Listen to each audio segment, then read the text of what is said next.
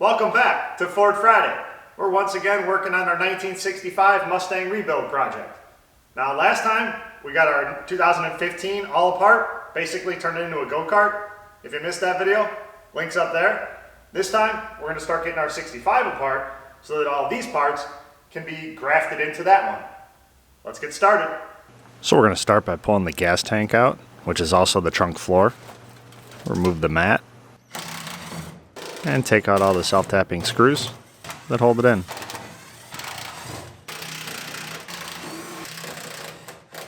Found a use for a 9mm.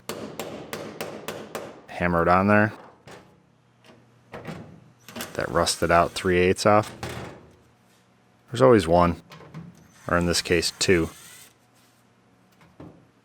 And this one's a 13 with a totally different thread. Somebody's been here before. Now we can take the filler neck off. Remove the hose clamp and Mr. Spotty.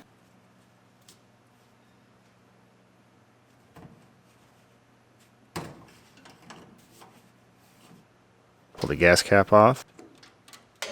Now we can unbolt the part of the filler neck that goes into the rear body panel. There's a strap that holds the filler cap on. We're just going to pull that strap off. It bolts through the filler neck.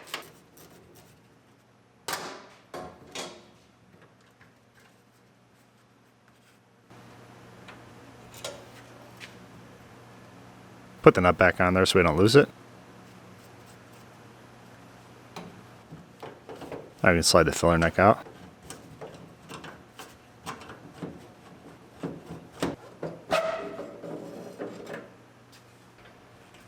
Now we're going to jack the car up so we can work underneath it.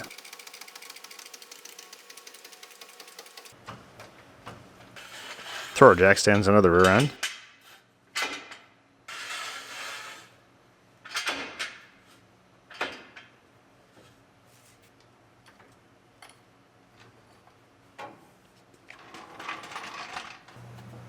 Now we'll disconnect the lone fuel line.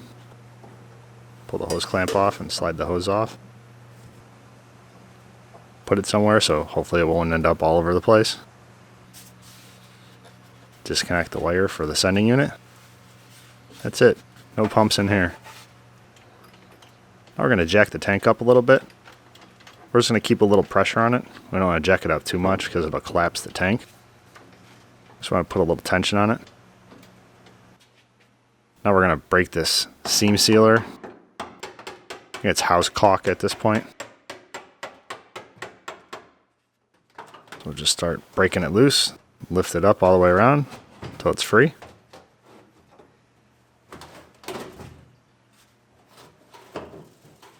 Lift the tank out of there, making sure to spill as much gas as possible. Now to avoid the gasoline fumes, we'll go work on the front of the car for a while. We'll break away some of the seam sealer that's over the bolts on the hinge so we can get the hinge bolts off. Unbolt all the hinges.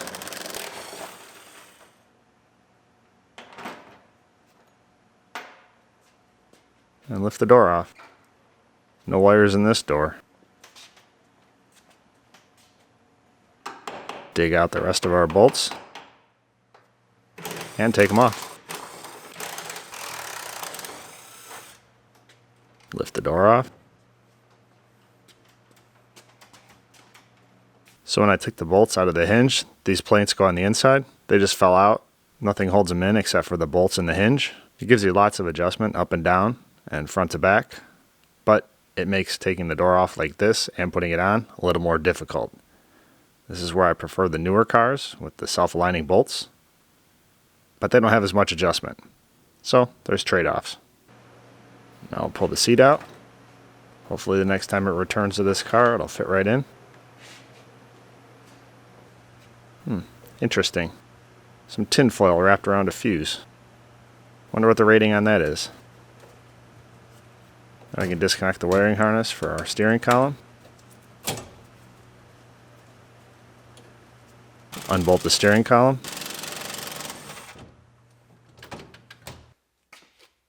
Unbolt the steering wheel.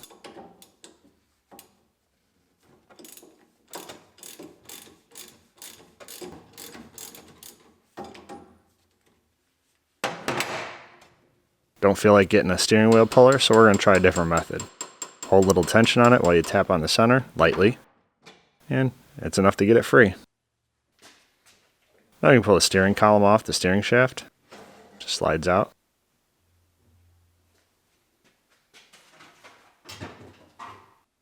Now you can pull the wiper arms out. They have a special tool for this. I didn't feel like dusting it off, so I just used a screwdriver. I'll get the tool and it's time to put them back on. So now we get the windshield trim out. Pull the weather stripping down. It's supposed to be soft rubber. It's more like hard plastic at this point. I'm kind of learning as I go.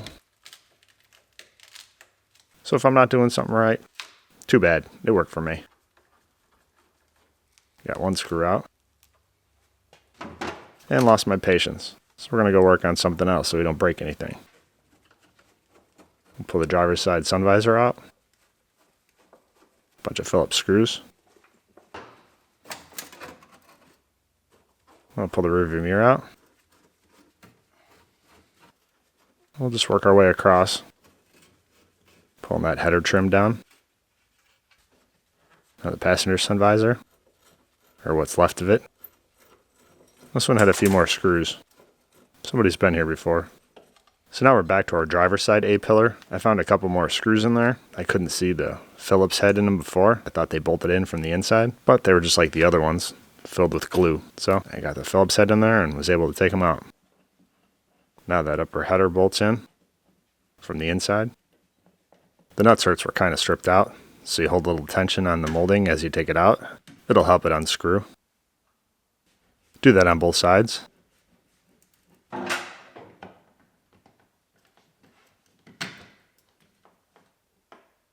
Then lift the molding off.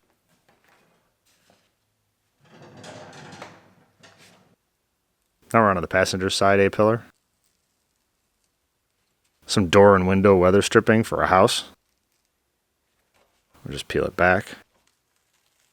Get to our screws.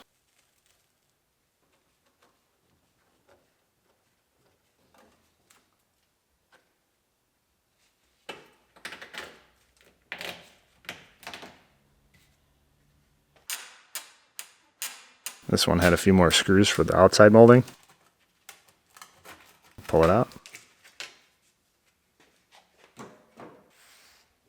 Now the bottom molding just kind of lifts out. Just got to be careful. I win. Now we're going to scrape out a combination of butyl tape and dirt that's built up over the last 50 years. This isn't supposed to be in there. That window molding should be rubber. It's more like hard plastic right now. So it looks like they put this in there to keep it from leaking. Long time ago. Don't think it was doing much of a job because it was still leaking. So we'll get it out of the way. I think we had a little leak there. That nice soft rubber gasket, we'll just break it away. It crumbles in your hand. The windshield's not broke yet. We'll try and keep it that way. So we take the trim off the inside of the bottom of the windshield. Just a few Phillips screws across it.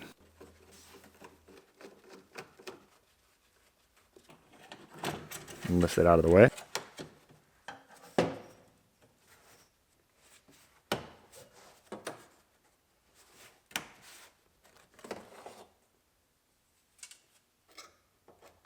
Pry the rest of this, what used to be a rubber molding, off.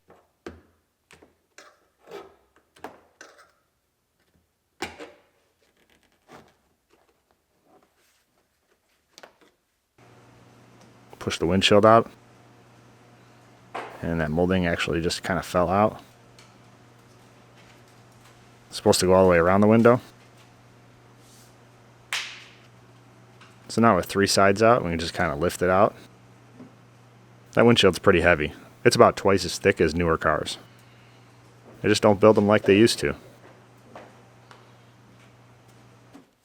So now onto the dash pad. We'll pull the speaker grill out. Our speaker hasn't aged very well. And then pull the molding across the bottom out. Just a bunch of Phillips screws.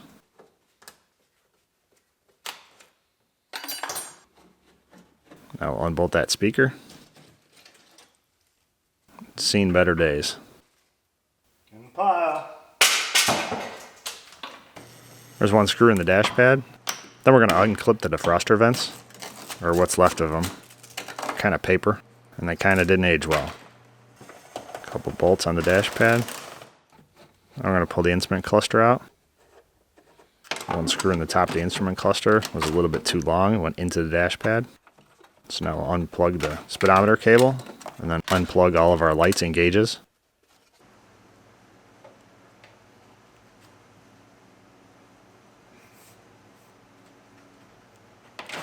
And it slides off.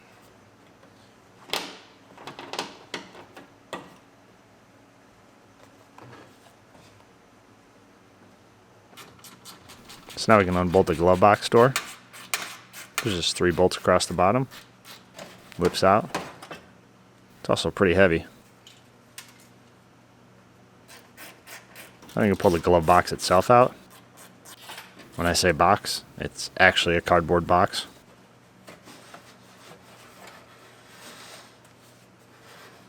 And I didn't feel like emptying it, so it's still full of all its contents. What do we have here?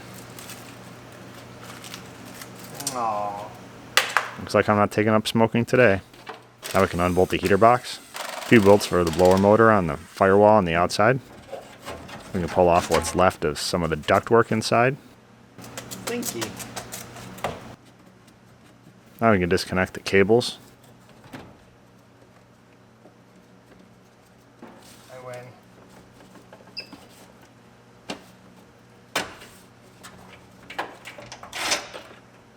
Yep. And the one bolt that holds it in from the inside. Now I can pull it out.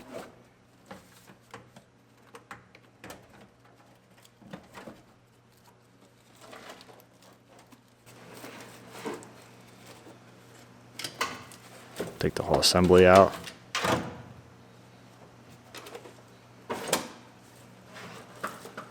I left the heater hoses and everything attached. Easier than trying to get them off of there.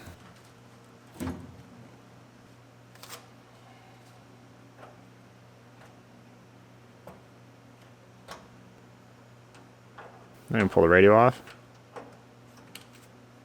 I got my any size wrench. One size fits all. Oops. In the pile. Now I can unbolt the gas pedal. And push the lever out. Get it out of our way. Disconnect the clutch and brake master from the pedals.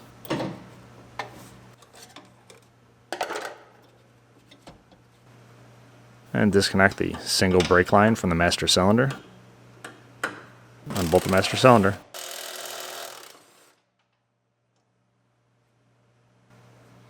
Slide it out of there.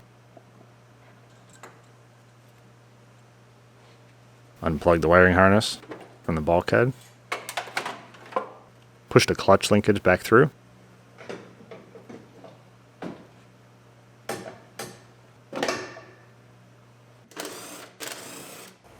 And now we're going to lift the car up with our frame rack / lift / welding table / jack.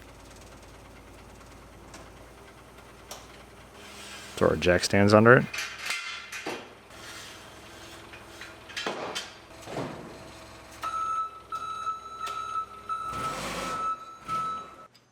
We can unbolt our pitman arm.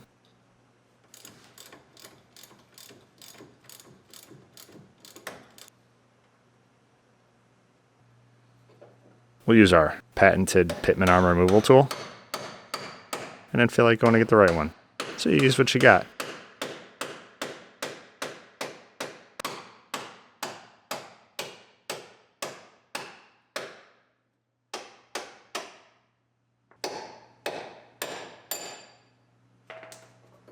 Yep, that's a pitman arm puller. Now we can unbolt the gearbox. And slide it out of the way. Comes with that steering shaft.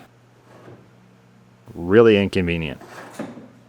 Sometimes you really appreciate new technology. Speaking of new technology, we're going to pull the speedometer cable out. Haven't seen one of these in 20 years. Just fished out of there.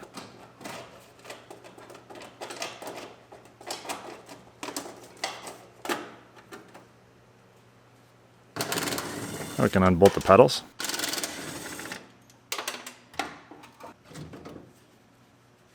Slide them out of there. Unbolt the emergency brake lever from the outside of the firewall. And take a couple bolts out of the bottom of the dash.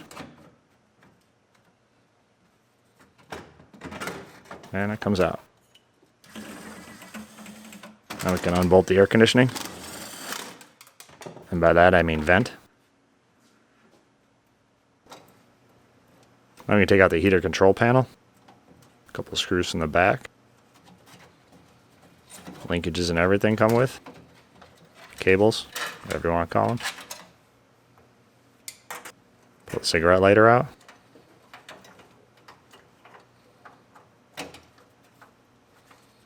Spin the housing. Unscrews from the back. Put it back together so we don't lose it. Plug it back in so we know where it goes. Since all the plugs are the same. Now to pull the headlight switch out, there's a button on the back. You got to kind of push it just the right angle and then pull the lever out. The wiper handle's a little different. It's got a set screw in it.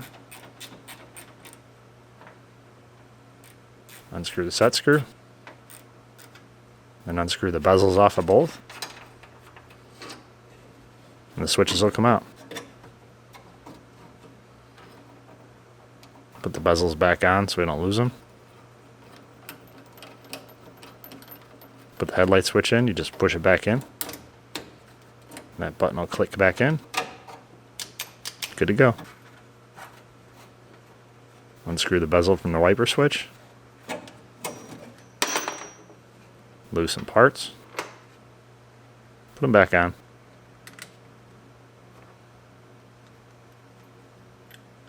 Put the bezel back on. Put the knob back on. Tighten the set screw.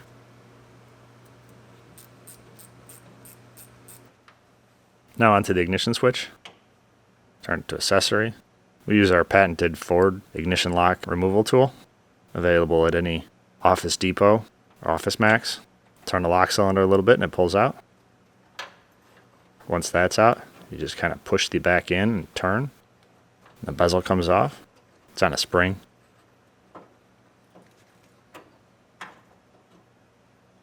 Put it all back together so you don't lose it. Then we can disconnect our wiring harness. One ground behind the instrument cluster. And the entire dash harness is ready to come out. Not very much to it. No modules here back in 1965.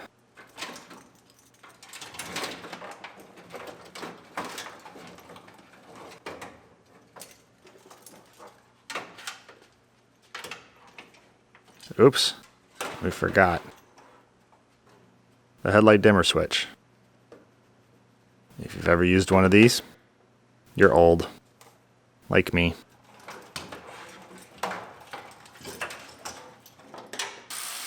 Now we can pull the fender liners out. Guess that's what you'd call them. Unbolt, slide out.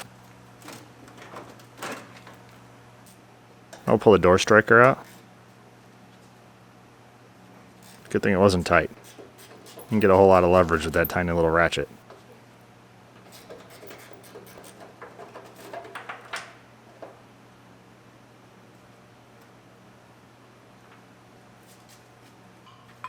Now we're going to put a custom bracket in here where the door hinges go. Clamp it into place. Mark our holes from the inside. Pretty easy to see when nothing's in the way. Unclamp it. We can see all our marks. I'm going to drill some holes. Drill some 1/8" holes first. 3/8 holes. Got the drill press, might as well use it.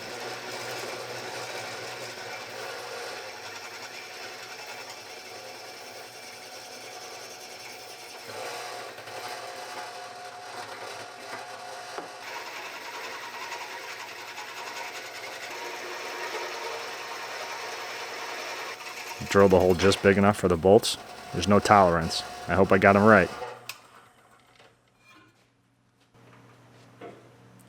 Then we put our plates back in there that we dropped when we took the bolts out.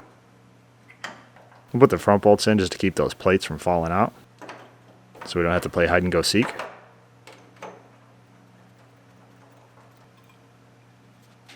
Now we can bolt our bracket in.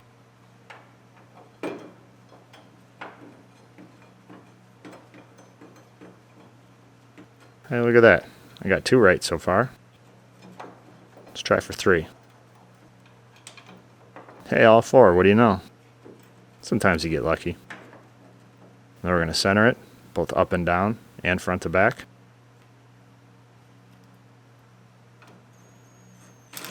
And we'll bolt it into place.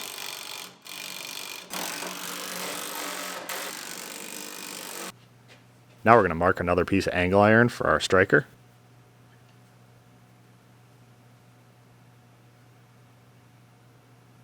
Just took our striker, set it up there, marked our holes.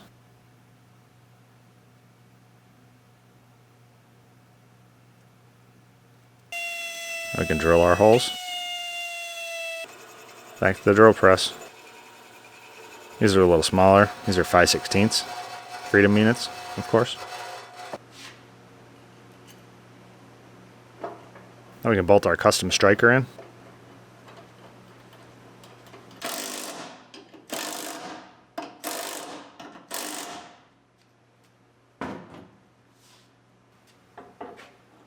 Now we need to connect the two. This is going to be our custom door for now. Hold the body into place when we take it apart so it doesn't flex. We'll mark where we need to cut it with our precision Sharpie. Take it over to the vise.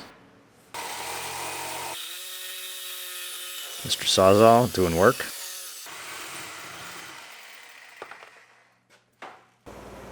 Now a very important part that gets overlooked a lot.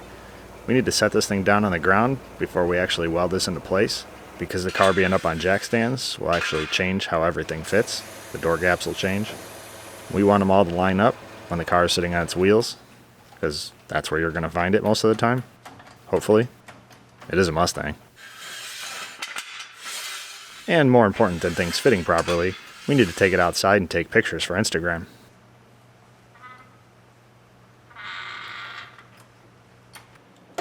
Now we can clamp our door into place.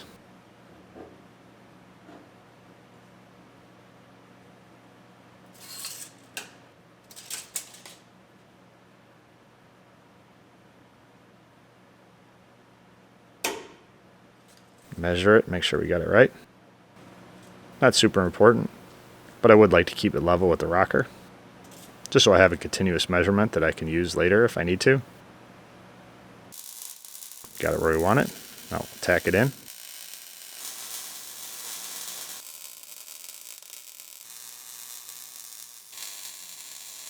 Give it the Scott test. I believe this is where you say, that's not going anywhere. But just to be sure, let's reinforce it. So we're going to put our angle bracket to the top. Give it a little more strength.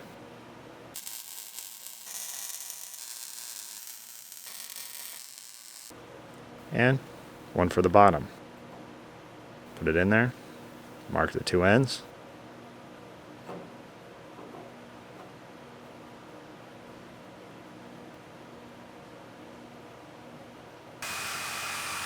And cut it off. That's how we did the other one.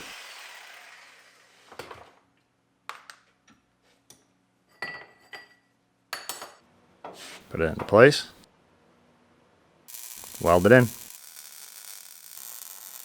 My custom door is done. So that's enough fabrication for this week.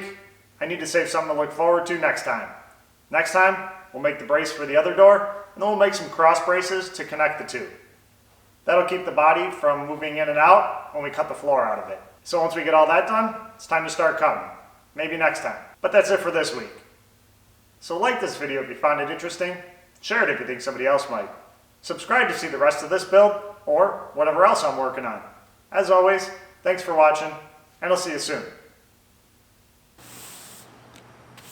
Alright, with the safety experts winning this battle, eye protection, ear protection, and gloves, we need to give a little win to the clean freaks. So, enjoy this cleaning of the shop.